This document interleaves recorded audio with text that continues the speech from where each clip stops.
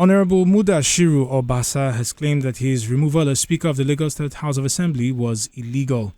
The deposed Speaker was accused of financial mismanagement in the purchase of new vehicles for lawmakers, a charge which he dismissed as baseless and politically motivated. Joining the conversation this morning is Nelson Ekujimi, a political affairs commentator.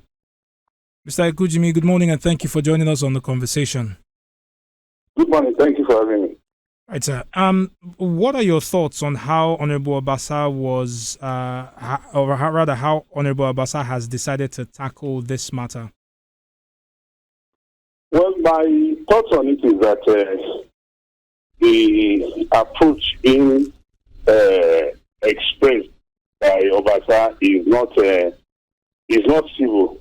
It's not appropriate because of the fact that he was elected Speaker by members of the House of Assembly, and even members in their wisdom have deemed it fit to remove him.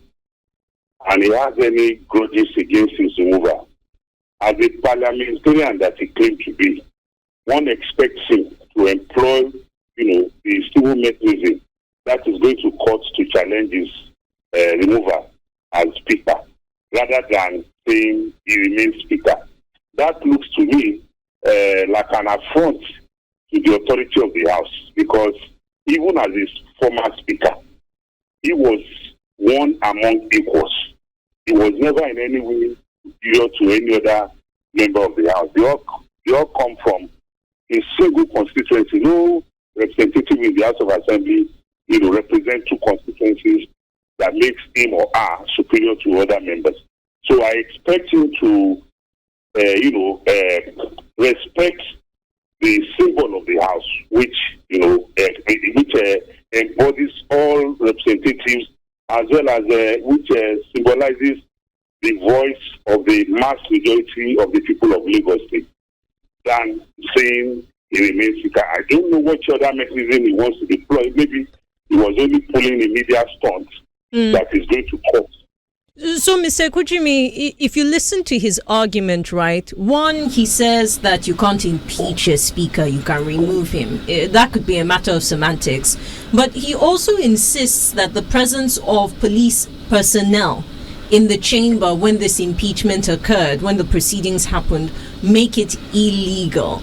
And I don't know if you think that the lawmaker is being, fast and loose with the terms of the law. He just keeps insisting that he should have been in the chamber when the impeachment happened. And because of that, he still has a right to hold that position.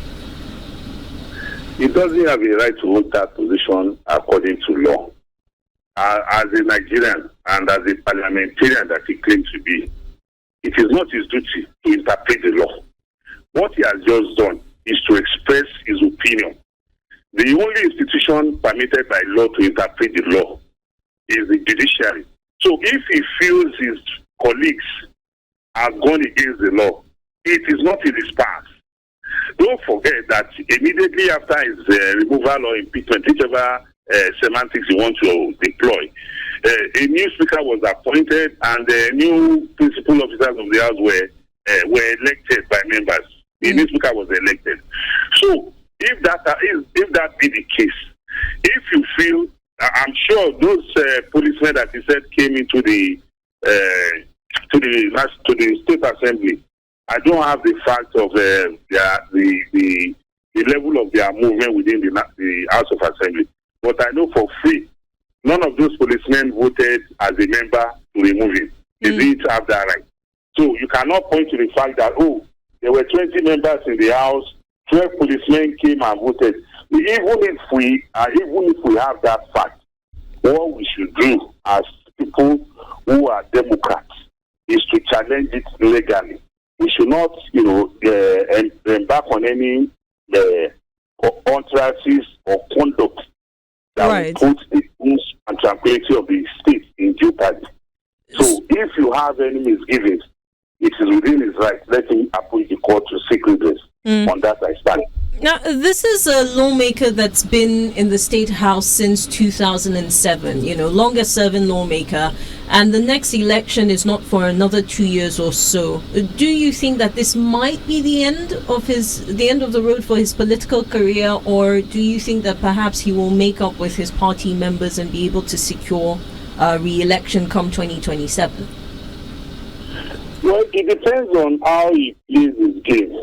You and I know for free that any member of the House of Assembly or any public office holder who has been impeached stands indicted. And even in our political dictionary, you know what indictment means. It means you have a black spot on your neck, and with that, that will hang over your neck, and it will debar you from accessing some other political appointments or elective positions.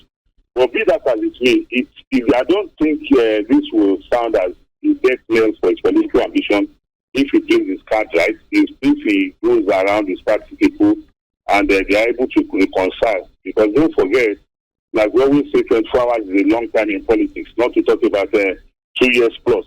So I don't see this as the end of his political career. I see it as a wake-up call to him to retrace his steps.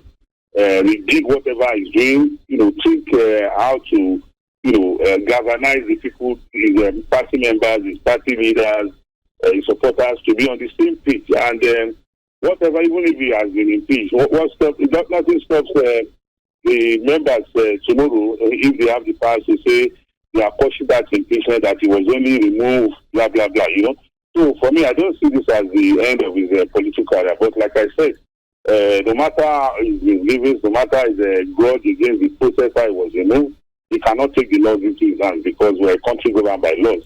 We have seen situations where deputy governors have been removed. We have seen situations where governors were impeached and the court returned them into office. The case of Ladoja is still very clear with us today.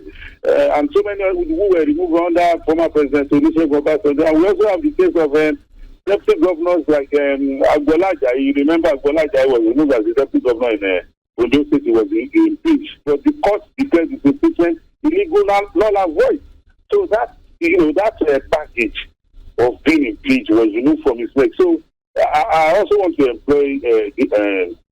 advise Honourable Obasa to throw that same line of civility and rather than, threatening, the peace and tranquility, because what he has done is to ignite, security threats against the State House of Assembly as well as the state in general. Right. Well, Mr. Ekujimi, thank you very much for your time and expertise on this conversation. Nelson Ekujimi is a political affairs commentator who joined us this morning to speak on the statements made by Honourable Mudashiru Obasa, who claims that his removal as Speaker of the Lagos State House of Assembly was illegal. This is Radio Now 95.3 FM.